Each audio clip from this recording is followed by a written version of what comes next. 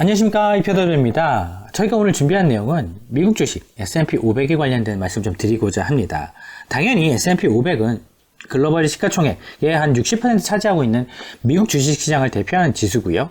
이 지수의 기업들의 이익의 움직임은 당연히 한국의 대부분의 기업의 이익의 움직임을 거의 다 알 수 있도록 힌트를 제공할 수밖에 없습니다. 왜냐하면 대부분의 글로벌 대표 기업들은 미국의 주식시장에 대부분 상장되어 있기 때문에 그들의 움직임은 당연히 대부분의 글로벌 시장에 영향을 다 미칠 수밖에 없게 되고요. 장기적으로 봤을 때 거의 대부분 유사하게 흘러가는 모습을 역사적으로 근 100년 동안 저희가 봐왔습니다.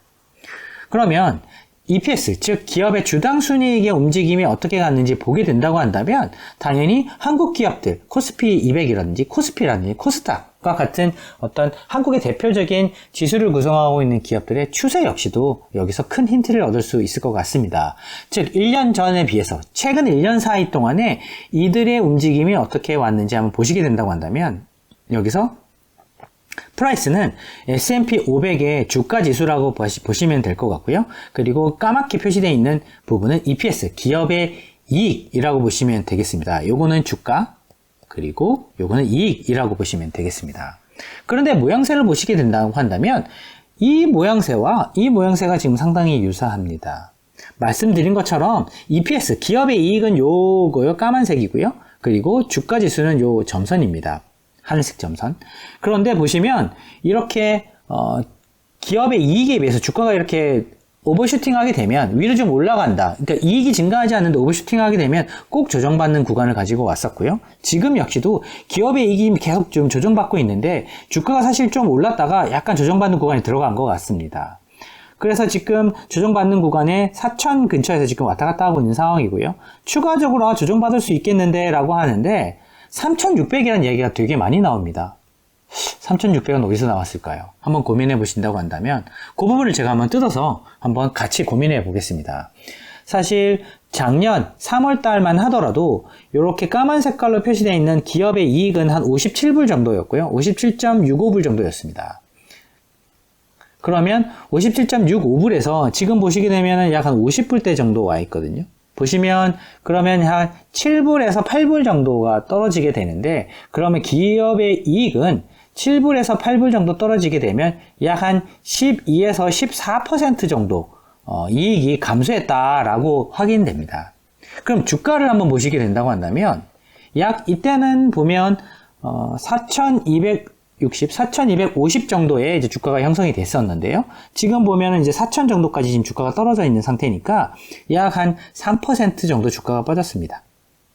그러면 약 이익이 한 12%만 이제 줄어든다라고 약간 조금 긍정적인 가정을 가지고 간다고 한다면 약 한 9% 정도 사실 주가가 덜 빠진 상태가 되겠습니다.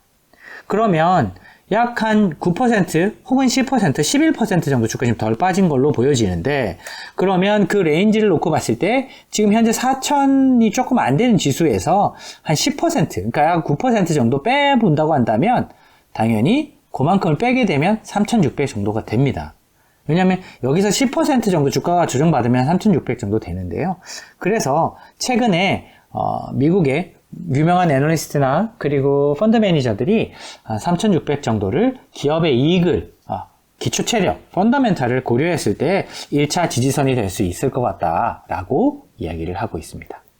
그럼 저희가 이렇게 일단 기본적인 부분에 대해서 한번 짚어봤는데요. 그럼 여기서 끝이냐? 저희가 지금 가장 시장에서 핫 이슈가 되고 있는 뱅크런, 은행들의 파산, 이런 부분을 한번 고민해 보겠습니다. 이런 대표적인 사례라고 할 수 있는 것은 사실 이렇게 이제 뱅크런이 일어나고 사태가 조금 복잡해지고 심각해지는 부분은 누가 뭐래도 아마 금리 때문인 것 같습니다. 물론 버블이 터져서 그렇다는 분들도 많이 계시는데 그 부분을 다 분석하기에는 좀 시간이 오래 걸릴 것 같고요. 간단하게 말씀드려서 이런 이제 2월 초만 하더라도 금리가 2%였습니다. 미국 10년물 기준입니다. 그리고 지금은 한 3.4에서 3.5 정도에 거래되고 있습니다.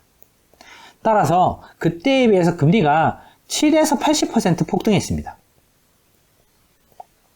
그러니까 2% 하던 것이 한 70% 혹은 80% 폭등을 해서 이 정도 금리에 거래되고 있습니다.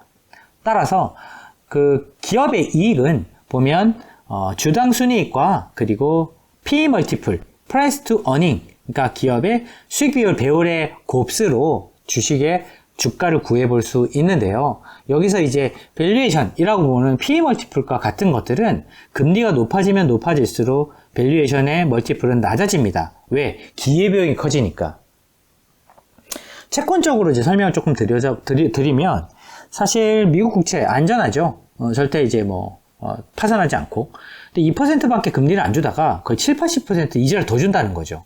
그만큼 주식이 매력적이지 않은 겁니다.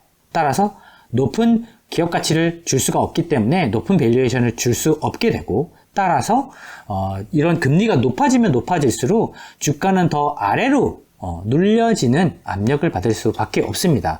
왜냐하면 투자자들은 안전하게 이만큼 더 이자를 얻을 수 있는데 굳이 내가 위험하게 되지도 않은 주식을 사야 되냐 이렇게 생각할 수 있기 때문인데요.